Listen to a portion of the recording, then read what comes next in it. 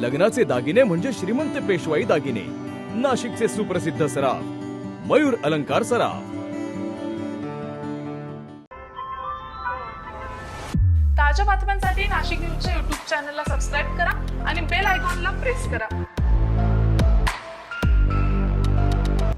नाशिक रोडच्या गोसावीवाडी परिसरात झालेल्या गोळीबाराच्या घटनेत गंभीर जखमी झालेल्या सुमित पगारेचा उपचारादरम्यान मृत्यू झालाय।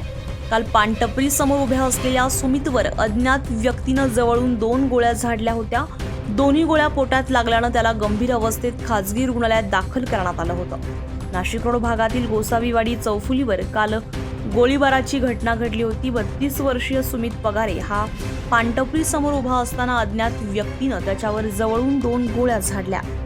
गोळीबारात सुमितच्या पोटात दोन्ही गोळ्या लागल्यानं तो गंभीर जखमी झाला होता।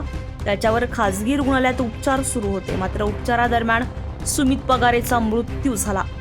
दरम्यान घटनास्थळी पोलिसांनी पंचनामा करत तपास सुरू केलाय। गोळीबारामागे जुना वाद आहे का, हल्लेखोर कोण आहेत आणि गोळीबाराचं नेमकं कारण काय याचा पोलिसांकडून शोध सुरू आहे। गोळीबाराच्या घटनेनंतर गोसावीवाडी परिसरात भीतीचं वातावरण निर्माण झालंय। अझर कादरी, नाशिक न्यूज, नाशिक। ताज्या बातम्यांसाठी नाशिक न्यूजच्या YouTube चॅनलला सबस्क्राईब करा आणि बेल आयकॉनला प्रेस करा।